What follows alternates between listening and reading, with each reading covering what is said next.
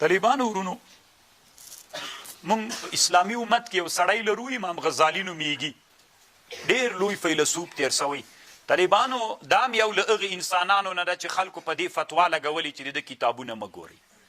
او علت دا ده چې دا هم په دنیا کې داسې سړی ده چې انسانان راویښوي. ګوره دې ټکي ته هم دې نه بعد په ژوند کې فکر ووسه. په ټولنه کې مو بعضې داسې علما دي بدنامه کړي دي د دې په خاطر چې دا نابغاګان د اسلامي امت دي. امام غزالی یوه خبر کړی. تاسو طالبانو ورونو دا یو څه وخت کېږي که تاسې فکر وکړئ افغانستان ته یو څو قسم هغه راووتلې دا انټرنیټي تجارتي کمپنیګانې راووتلې که نه یو پورسیج و بیا بله بل دا شیان تلیکوینټ خو دا نه ده لا دا طالبانو نوي دي افغانستان ته راووتل. طالبان داسې مست مست پې لګیا ول که نه د شکلې په کور کې د دې تیاره ګټه پیدا سوله. طالبانو ورونو امام غزالی دم ترنه نقل کړی ده. امام غزالی یوه خبره احیاء العلوم کې کړې، زه به بیا تاسې ته ووایم که ګوره دا په کتاب الشکر کې امام غزالی کړې. امام غزالی وایي دا هغه ولې الله حرام کړی ده، دا ربا سود الله ولې حرام کړی ده. نو نه پوهېږم چې ذهن خو به م ډېر دروند سوی نه وي طالبانو، کله کله خبرې پرې ور ډېرې سي دروند سي طالبان، نو خو څنګه یې کوې. نو طالبانو ورونو دا روپۍ نه دي، دا سود الله ولې حرام کړی ده. طالبانو علت دی اوس غوږ ونیسئ، ډېر ښه علت ده طالبانو. په دې قاعده هم چې فکر وکړئ ډېر څه شیان به مو زده سي. امام غزالی رحمه الله لیکلي دي که نه. اوس ته فرض که طالبانو ورونو یو اوښ ده، له دغه طالب سره اوښ ده که نه، او دا اوښ زه ترې اخلم. نو زه ترې نه اخلم طالبانو، خو دا هغه زمانه ده چې دې زمانه کې روپۍ ډېرې کمې دي. هغه د سرو زرو د سپینو زرو روپۍ دي، دینار و درهم دي. د اوسنۍ روپۍ خو اوراق دي، کاغذونه دي. هغه زمانه ده. نو اوس چې زه ده ته دا اوښ ورکم، دا اوښ چې زه ده ته ورکوم څومره زعفران ورکم په دې اوښ باندې معلوم دی چې څومره ورکم؟ نه، دا روپۍ نه دي. امام غزالی وایي دا روپۍ چې دي دا قاضي محکمه ده. ته به اوس ورځې د قاضي ته به ورځې چې روپۍ دي داسې به ورته وایې چې مثلا د لس دینارونو څومره هغه کېږي زعفران کېږي. نو تا ته به ووایي چې د 10 درهمو 1 کیلو زعفران کېږي. اوښ په څو دیناره ده؟ اوښ طالبانو په 200 دیناره ده. نو چې په 200 دینارو سو نو روپیو باندې اندازه هر 10 درهمه 1 کیلو سو، نو ټول شو. نو اوښ باید زه په څو واخلم؟ که دا روپۍ نه وای، د روپیو فیصله نه وای کړې، ما ته څه معلومېده چې دا اوښ زه په څو واخلم؟ څومره هغه ورکم؟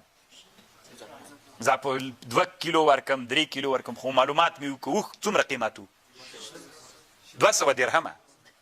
200 درهمه چې و طالبانو هر 1 کیلو. نو طالبانو د روپیو ما ته څوک وکړله؟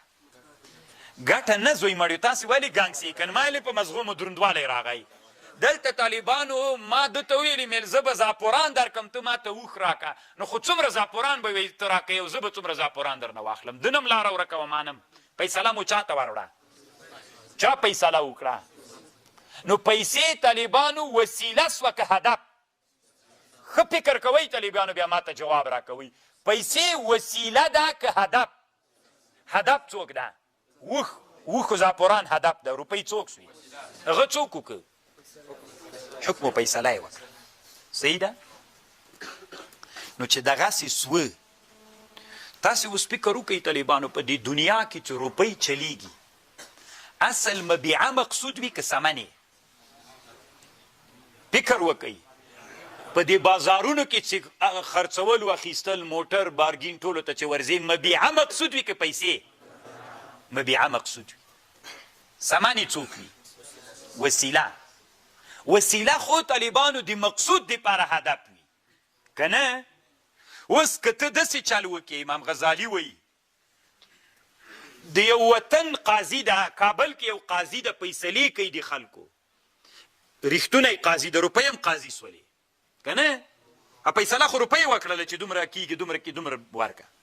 اوس طالبانو ته د وطن قاضي ده، په یو ولایت کې یو ولسوالۍ کې قاضي ده خلکو فیصلې کوي که دا قاضي ته بندي کې او بل قاضي ستا د هم نه طالبانو فیصلې به څنګه سي فساد ډېرېږي که نه ډېرېږي اوس طالبانو فساد ډېرېږي او تاسې خبرو ته غوږ ونیسئ پیسې د چا مرتبه لري د وسیلې او د قاضي مرتبه لري اصل یې مه ګرځوه په پیسو باندې فیصله کوه پیسې وسیله د اصل نه دي نو که ته داسې یو زمانه را خلاصه کې چې دا پیسې خپل منځ کې خرڅول را خرڅول کوي ګوره موږ عنوان داسې کېښود چې ربا حکمت شی ده چې ناروا ده اوس ته فرض که افغانستان کې یوه بله روپۍ هم نسته تنها څوک دي اوس چې افغانۍ په افغانۍ خرڅوي ګټه به پکې کوي که دغسې خرڅوي که دغسې خرڅوي نو بیا پیدا شي نو خو ضرور به چاته پکې ګرځي ګټې پسې به ګرځي نو چې ګټې پسې وګرځېدلې ټول بازار دی بس راوړ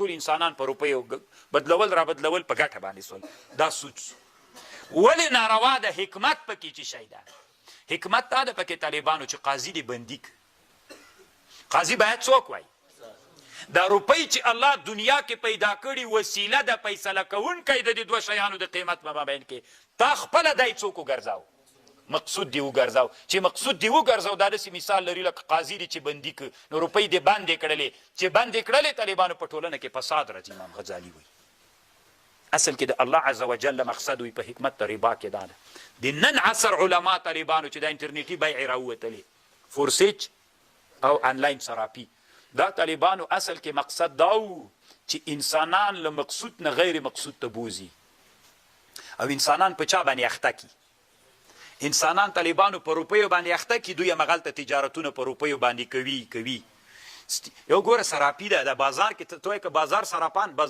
د بازار سراپان خو طالبانو د ټولنې د ضرورت لپاره دا کار کوي بعضو افغانیو ته ضرورت وي بعضې ډالرو ته ضرورت وي بعضې ریالو ته ضرورت وي بعضې تومنو ته ضرورت وي په ټولنه کې ټول خلکو سره سته هغوی دوکانونه د چا دپاره جوړ کړي د ټولنې د ضرورت دپاره یو داسې د طالبانو چې دا ټول انسانانو رغسي پیسو باندې هم دا کار کوي پیسې کته پورته کوي هېڅ بل شی نسته نه په پیسو د شي قیمت معلوموي د وسیلې استفاده نه تیر کوي خپله روپۍ څوک وګرځوي نو دا طالبانو ټولنې ته فساد راځي ټولنې فساد دا د انسانان له علم نه لرې کېږي انسانان طالبانو ځکه چې دا ټول افغانان چې اوس داسې یو تجارت آنلاین سراپي تجارت شروع کړي دا ټول نو طالبانو دا راسره ومنه چې دته ګټه راغله اتي طالبانو سړک څوک نه جوړي بازار څوک نه جوړي مکتب څوک نه جوړي مدرسه څوک نه جوړي ځکه دوی همغلته کار د قرار دی په دفتر کې ناست هغه هم قرار په دفتر کې ناست لکه وزم نه څه یې کومه وایي کور نه وزم باندې نه وزم ټول ترتیب طالبانو دلته روان نو اصل به څوک دا وسیله به اصل نه ګرځي چې ودې ګرځوله څوک نو اصل کې امام غزالی رحمه الله احیاء العلوم کې همدغه خبر لیکلی ده امام غزالی رحمه الله احیاء العلوم کې لیکلي چې پیسې الله وسیله پیدا کړي دا د قاضي مرتبه لري نو ته به داسې چل نه کوې چې دا اصل وګرځې نو چې اصل دې وګرځوله نو بیا دا داسې لکه قاضي دی چې بندي که چې قاضي بندي کې فساد راځي نو روپۍ هم چې ته اصل وګرځې روپۍ په واسطه به بازار کې کارونه کوي که ته داسې چل وکړې چې ټول چاته راسي هغه پیسه خپله بازار وګرځي دا نور کالونه معطل فساد راځي ټولنه ټوله طالبانو بې علمه کېږي په همدغه ټولنه کې دومره ډېر انسانان چې دا جپا افغانستان ته راغلو دومره انسانان پې باندې مصروف ول که نه له علم نه یم خلک سره بټنه به داسې کې بله به ددش کړې چې داسې ګټي د کوپر ټول چلونه دي اسلامي ډېر هغه خو هم ډېر نابغاګان لرئ غوښتلي چې نور هم ښه نابغاګان سي تی به همدغه غوړې ګټې درته روانې وي که نه نو طالبانو ورونو امام غزالی رحمه الله کومه خبر چې کړې نو دا ناشکري ده چې ته په پیسو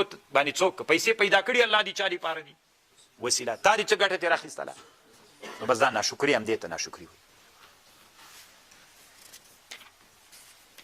دا ډېر ښه بحث ته طالبانو هلته امام غزالی کړی ده رحمه الله